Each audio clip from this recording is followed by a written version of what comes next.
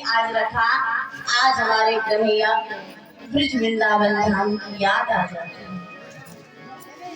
मैया यशोदा की याद आ जाती है। आज मन में कन्हैया सोच रहे हैं, अरे हम तो परसों की कह करके आए थे और यहाँ तो बरसों बीत गए। आज भगवान ने उसी पात्र को प्रणाम किया और आज द्वारकाधीश श्री कृष्ण अपने महल की छत पर बैठ करके आज हमारे कृष्ण की निगाहें हैं ब्रज वृंदावन धाम की ओर। आंखों में अश्रु की धारा बह रही है, मन में सोच रहे हैं, परसों की कहकर आए थे, बरसों बीत गए, न जाने मेरे वो भोले से ब्रजवासी किस अवस्था में होंगे, किस हाल में होंगे। इतने में महाराज भगवान के परम मित्र उद्धव का आगमन होता है। उद्धव ने जब देखा द्वारकाधीश श्री कृष्ण की आंखों में आंसू, पूछ लिया क्या बात है प्रभु, इस द्वारका में आपको किस बात की कमी है और किस बात की आपको चिंता सता रही है। आपकी आंखों में आंसू, अरे एक राजा की आंखों में आंसू शोभा नहीं देते प्रभु, क्या बात है। देखिए यहाँ पर उद्धव को भी ज्ञान का अति अहंकार था और जब भगवान ने पत्र लिखा उद्धव के हाथ से जब भिजवाया ब्रजवासियों को, तो यहाँ पर आज गोपियों ने भी महाराज उद्धव के ज्ञान को चूर चूर कर दिया। उद्धव ने प्रश्न किया क्या बात है प्रभु, आप क्यों रो रहे हो, आपकी आंखों में आंसू शोभा नहीं देते, इस द्वारका नगरी में आपको किस बात की कमी है। अरे हजारों दासियां आपकी सेवा में घूमती हैं, क्या बात है प्रभु। तब जाकर के भगवान ने कहा उद्धव मुझे इस द्वारका में किसी भी चीज की कोई कमी नहीं है, बस कमी है तो मेरे और भोले से ब्रजवासियों की प्रेम की कमी है। सब कुछ है पर उद्धव मेरे मैया बाबा जैसा प्रेम नहीं है, मेरे सखाओं जैसा यहाँ प्रेम नहीं है, ब्रज की गोपियों के जैसा यहाँ कोई मुझे प्रेम नहीं करता, ब्रज की सखाओं के जैसा किसी का भाव नहीं है। उद्धव जी हंसने लगे, प्रभु आप द्वारका के राजा हो, अरे आज भी तुम नहीं ग्वाल वाल के याद में अपना ये व्यर्थ जीवन गवा रहे हो। अरे ब्रज के सखा तो कब का आपको भूल चुके होंगे प्रभु, आप भी उनको भूल जाओ। भगवान ने रोते हुए कहा उद्धव ये तुम क्या कहते हो, ब्रज के सखा और मुझे भूल जाए, ये कभी नहीं हो सकता, और कृष्ण उन ब्रजवासियों को भूल जाए ये तो कदापि हो ही नहीं सकता, ये तो असंभव है। अरे उद्धव जिन गोपियों की मेरी बांसुरी की धुन से जिन गोपियों की सुबह होती थी, जिन गौओं की सुबह होती थी, तुम कहते हो उनको मैं भूल जाऊं, जिन मैया बाबा की गोद में बैठकर मैंने अपना सारा बचपन व्यतीत किया है, तुम कहते हो मैं उनको भूल जाऊं, जिन सखियों ने मुझे माखन खिलाया है अपने हाथों से, गुरु बना लिया। तब कन्हैया को राधा रानी की याद, अच्छा तो तुमने राधा रानी को गुरु बना लिया है। उद्धव ने कहा प्रभु मेरे इतने बड़े भाग कहा कि साक्षात किशोरी जी मेरे गुरु बने, पर हाँ प्रभु ना मैंने मैया बाबा को गुरु बनाया है, ना मैंने गौरों को गुरु बनाया है, और ना मैंने ब्रजवासियों में से किसी को गुरु नहीं बनाया, ना राधा को गुरु बनाया है। अरे कृष्ण मुझे गुरु मिला है, मैंने गुरु बनाया है तो मैंने किशोरी जी की चरणों की रज को अपना गुरु बना लिया है, और वो किशोरी जी की चरणों की रज को मुझे ब्रज वृंदावन धाम से आने नहीं दे रही। ऐसी श्री राधा रानी जी की महिमा आती है और बड़ी सुंदर महिमा उद्धव ने भी गाई है। तो राधा रानी सरकार की। यहाँ पर आगे कथा आती है महाराज, अच्छा लगा वो छोकरा भगवान अच्छा लगा। यहाँ महाराज 16,000 कन्याएं थी, जो 108 16,000 भगवान की पत्नियां थी, इनके यहाँ हर एक पत्नी के यहाँ महाराज 10-10 संतानें थे। तो 16,108 पत्नियों के यहाँ 10-10 संतानें होंगी। जोड़ लो अच्छा, भगवान के बच्चे कितने हुए होंगे? कितने हुए भगवान के बच्चे? नहीं पता। 1,61,080 संतानें भगवान के यहाँ हुई, जिनमें से प्रथम पुत्र हुआ प्रद्युम्न नाम का, जिसने सम्राट दैत्य का उद्धार किया। बोले भक्तवत्सल भगवान की। आगे कथा थी महाराज भगवान के परम मित्र, जिनका नाम सुदामा, और इनकी मित्रता हुई कृष्ण और सुदामा की सांदीपनी जी के आश्रम में। सांदीपनी जी इनके गुरु बने। महाराज दोनों की मित्रता हुई। यहाँ पर कई कई जगहों में महाराज कोई कोई किसी किसी का भाव कहता है कि सुदामा जी ने भगवान के हिस्से के चने खाए थे, इसलिए उन्हें 7 जन्मों की दरिद्रता का इन्हें तो श्राप लगा था। ये तो बात सत्य है, लेकिन महाराज सुदामा जी ने जो भगवान के चने खाए थे ना, वो सुदामा जी ने भगवान के चने जानबूझ करके खाए थे। यहाँ पर मित्र की सुंदर सी महिमा आती है। एक मित्र को कैसा होना चाहिए, ध्यान देना इस कथा पर थोड़ा सा। महाराज महाकाल के मंदिर में वो कैसे श्रापित चला थे। महाकाल के मंदिर में नित्य प्रतिदिन एक बूढ़ी माँ बैठा करती थी, कुछ मिलता था। भगवान के भरोसे जो बैठता है ना, उसे उसका जीवन यापन मानो हमारे कृष्ण कर रहे होते हैं। कहते हैं ना, भगवान चौंच देता है तो चुनने के लिए दाने की पहले व्यवस्था कर देता है। नित्य प्रतिदिन बैठा करती थी महाराज। एक दिन इसे एक मुट्ठी केवल चने ही कोई दे के गया। भगवान से कहा, प्रभु आज दिन भर से बैठी हूँ, केवल तेरी कृपा से मुझे एक मुट्ठी चने ही दिए। पैर पड़ के आती है भगवान के यहाँ, अपनी कुटिया में आई। सायंकाल का समय था। इसने कहा शाम तो हो, अब रात्रि तो होनी कोई है, एक काम करेंगे, चलो को हम सुबह ग्रहण कर लेंगे। और इस बूढ़ी माँ ने उन चनों की पोटली को बनाया और एक खूंटी पर सामने टांग दिया। अर्धरात्रि को महाराज कुछ चोर आए, कुछ डाकू आए, देखा बूढ़ी माँ की कुटिया में सामने एक पोटली टंगी हुई है। उस पोटली में चोरों ने सोचा जरूर इसमें कुछ गहने वगैरह होंगे, कुछ ना कुछ तो होगा। तो एक चोर गया अंदर और उस पोटली को उठाया और उसने दौड़ लगाया। आहट मिली तो बूढ़ी माँ जाके इसकी नींद खुल गई। नींद खुली तो ये बूढ़ी माँ चिल्लाने लगी, अरे मेरा भोजन लेकर के कहाँ जाते हो? अरे दिन भर में तो मुझे भगवान की कृपा से एक मुट्ठी चने ही मिली थी, उनको भी तुमने नहीं छोड़ा, वो भी तुम लेकर के भाग गए। क्रोध आ जाता है, और जब क्रोध आया उसने भगवान से विनती की कि हे प्रभु, मैंने यदि आपकी सच्ची निष्ठा से भक्ति की है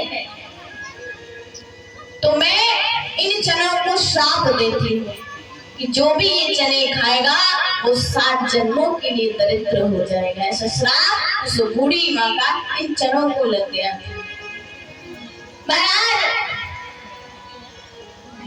जब वो चोर पहुंचे, देखा पोटली को खोला तो भागते भागते, और जब पोटली को देखा खोलकर तो उसमें चने, और वो कहाँ पहुंच गए? सांदीपनी जी की आश्रम के बिल्कुल बाहर। वहीं पर उस पोटली को लिया, पटक दिया। प्रातः काल हुई तो महाराज गुरु माँ ने देखा, जब बाहर आए ये चने किसके हैं, मन में सोचा किसी शिष्य के चने होंगे। तो आज यहाँ पर गुरु माँ ने आदेश दे दिया किसको? कृष्ण और सुदामा को, जाओ तुम दोनों जाकर के जंगल में से लकड़ियों की व्यवस्था कर लो।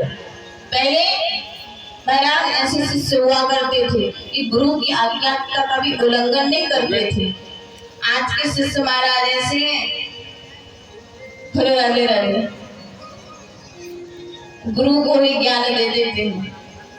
आज के शिष्य ऐसे हैं, उल्टा गुरु को ज्ञान दे देंगे। यहाँ पर गुरु माँ के आदेश से आज दोनों मित्र जाते हैं। देखो, सुदामा कोई साधारण ब्राह्मण नहीं थे, भी वेद पाठी ब्राह्मण थे जिनको दिव्य दृष्टि प्राप्त थी सुदामा जी। और सुदामा जी को ये पता था कि जो चने हैं ये शापित चने हैं। देखो, मित्र भी ऐसा होना चाहिए, मित्रता हो तो कृष्ण सुदामा की तरह हो। और आजकल के वैसे तो मित्र बहुत कम मिलेंगे, फेसबुक इंस्टाग्राम इत्यादि पे ज्यादा लोगों के मित्र बन गए हैं। और यदि बनाएंगे भी ना तो मित्रता के नाम पर आजकल लोगों में स्वार्थ ही बस बचा हुआ है। मित्र बनाते तो क्या सोच के बनाएंगे, अरे ये हमारे संकट के समय में हमारा साथ देगा, कहीं कोई विपत्ति आ जाएगी तो हमारे साथ खड़ा रहेगा, कहीं हम घूमने जाएंगे तो आधा आधा खर्चा करेगा। आजकल मित्रता के नाम पे बस स्वार्थ ही तो बचा हुआ है लोगों में। और आजकल के मित्र तो महाराज ऐसे होते हैं कि आपके मुंह पे आपकी भलाई करेंगे और पीठ पीछे चुरा भोंकने वाले काम आज के मित्र करते हैं। ये बात सत्य है, कड़वी है पर ये बात सत्य है। यहाँ पर सुदामा जी ये जानते थे कि मेरा जो परम मित्र जो कृष्ण है वो तो राजकुमार है, कहाँ वो तो फूलों पे चलने वाला है। और यदि इसको ये 7 जन्मों का दरिद्रता का श्राप लग गया तो मैं अपने मित्र का दायित्व फिर मैं कैसे निभाऊंगा। और सच्चा मित्र वही होता है जो अपने सामने वाले मित्र का पूरा कष्ट अपने पे ले ले। आज सुदामा जी की आंखों में आंसू भरे हुए हैं। मैं तो एक साधारण सा ब्राह्मण हूँ, मैं तो अपना जीवन व्यतीत कर ही लूंगा, लेकिन मेरा कृष्ण नहीं कर सकता। आज लकड़ियां काटते काटते महाराज घनघोर जलवृष्टि होने लगी, बिजली चमकने लगी। तो महाराज सुदामा जी तो थोड़े डरते थे बिजली की आवाज से, तुरंत पेड़ से नीचे आ जाते हैं, कृष्ण को आवाज लगाई, कृष्ण अरे कन्हैया तू भी नीचे आ जा, देख कितनी जोरों की बारिश हो रही है, बिजली कड़क रही है, तू भी नीचे आ जा कन्हैया, तू भी नीचे आ जा। कन्हैया ने कहा नहीं सुदामा, हम तो अपना कार्य पूर्ण करके ही आएंगे। हमारा यहाँ बड़े जोर की भूख लगती है सुदामा को। तो यहाँ सुदामा ने उस पोटली को खोला और आज वो चने खा लिए, ये सोचते सोचते कि मेरे मित्र को कोई कष्ट ना हो, इसीलिए सुदामा जी ने। हमारे यहाँ तो हमारे जीवन में तो महाराज महीने में 2 एकादशी आती हैं, पर कई बार तो महाराज सुदामा के घर में जैसे नित्य प्रतिदिन एकादशी का व्रत चल रहा, केवल जल में केवल इन्होंने अपना आधा जीवन व्यतीत कर दिया। आज कभी भगवान से शिकायत नहीं की कि प्रभु मैं आज भूखा हूँ। और ना महाराज ये बात ये एहसास कभी सुशीला को होने दिया किस बात का कि मेरा परम मित्र द्वारकाधीश श्री कृष्ण है। हाँ, कभी कभी ऐसा भाव आता है कि कभी कभी श्री सुदामा जी रात को रोते थे, क्या करके, हे कृष्ण हे कृष्ण हे कृष्ण हे कृष्ण। कृष्ण का नाम लेते हुए सुदामा जी कभी कभी रात में रोने लगते थे। सुशीला ये कभी जान नहीं पाई। और कभी भी महाराज देखो, सुशीला ने भी कभी भी अपने पति से शिकायत नहीं की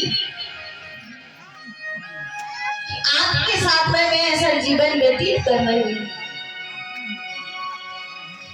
कभी कभी तो इनके जो संतानें थी, जो 5 बेटे थे महाराज, कहते हैं ना, एक माँ भले खुद ही भूखी रह जाए पर अपने संतानों को क्या कोई माँ भूखा देख सकती है? नहीं देख सकती। बेटों ने कहा, माँ हमें बहुत जोर की भूख लगी है, कुछ तो खाने को दो। सुशीला अपने बेटों को समझाती है, पुत्र आज हम सबका व्रत है, माँ कितने दिनों से हमारा ये व्रत चल रहा है, हमारा ये व्रत कब टूटेगा, हमें भोजन कब मिलेगा। पर कभी भी महाराज सुशीला ने भी भगवान से कभी शिकायत नहीं की और ना अपने पति से की। महाराज तन पे एक साड़ी थी, वो फट जाती थी, पुनः सिल लेती थी, फिर फट जाती थी, फिर उसी एक ही वस्त्र में महाराज जीवन व्यतीत कर रही है। और यहाँ करवा चौथ पे यदि माताओं को एक भी साड़ी नहीं दिलाई ना पतियों ने, एक भी साड़ी यदि छूट गया तो महाराज काली नहीं महाकाली आ जाती है। बोलो राधे राधे। बोलेंगे ही नहीं, अरे हमें वो व्रत ही नहीं रखना, हम तुम्हारे लिए भूखे रहते हैं, प्यासे मरते हैं, तुम हमें एक साड़ी नहीं लेके आ सकते। पर देखो वो पत्नी सुशीला जो अपना जीवन यूं ही व्यतीत कर रही है, कभी किसी से कोई शिकायत नहीं की कि हमारे पति के साथ में हम कैसा जीवन व्यतीत कर रहे हैं। यहाँ पर भगवान को एक दिन लगा कि मेरा मित्र मेरा सुदामा ऐसे तो नहीं आएगा, क्या करें। तो आज प्रभु एक भिक्षुक के वेश में आज सुशीला के घर पहुंचे। भिक्षाम देहि सुशीला आती है, घर में कुछ नहीं है, आदर पूर्वक विप्र देवता को बिठाया,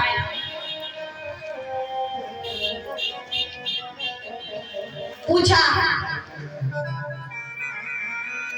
विप्र देवता को क्या दे, घर में कुछ है ही नहीं, क्या करें।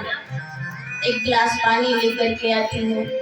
आज भगवान ने कहा अरे हमें कुछ भिक्षा दो, और तुम तो खुद ब्राह्मण हो, और ब्राह्मण हो के इतना नहीं जानती कि कोई ब्राह्मण आता है तो उसे बिना दक्षिणा की जाने नहीं देना चाहिए।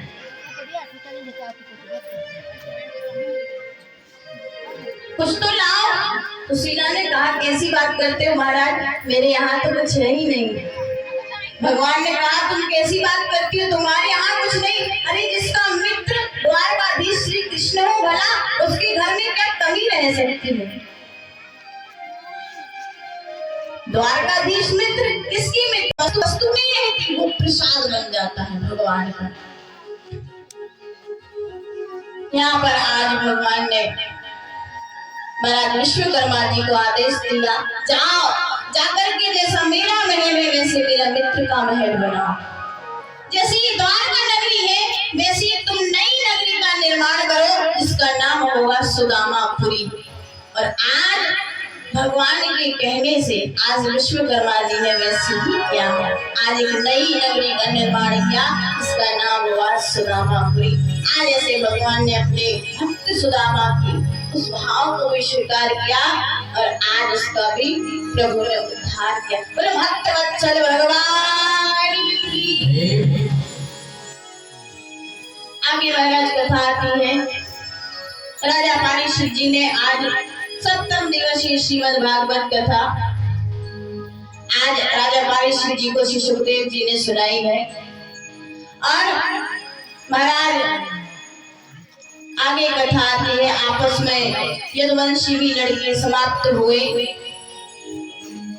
और आज भगवान भी गोलोक जाने की आज तैयारी में है।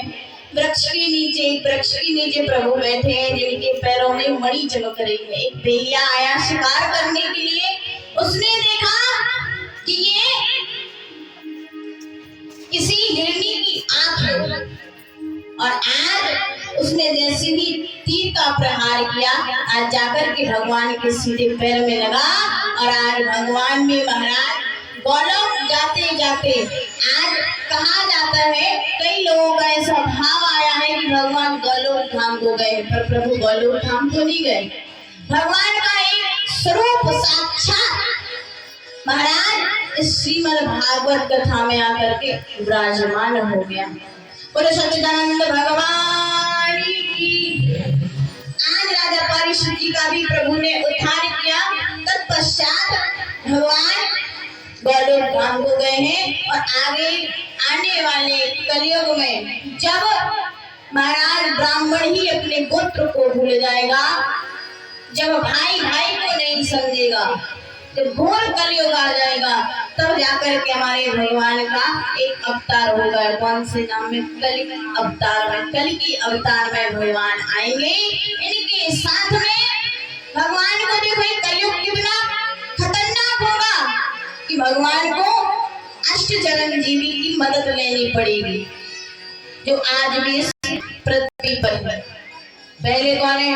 हनुमान, अश्वत्थामा, व्यास और परशुराम इत्यादि महाराज अष्टचरण जीवी की भगवान को जरूरत पड़ेगी। कब? कल की अवतार में, जो आज इस कलयुग में अभी भी महाराज कहीं ना कहीं जीवित हैं।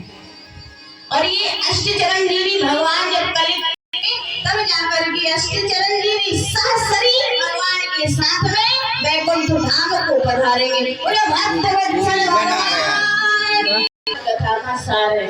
आइए सभी लोग इस श्लोक का भावपूर्वक गायन करेंगे।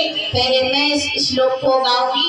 जिसकी भी जो इच्छा है, मनोकामना है, भगवान से विनती करेंगे, प्रभु इन 7 दिनों में यदि मुझसे कोई त्रुटि होगी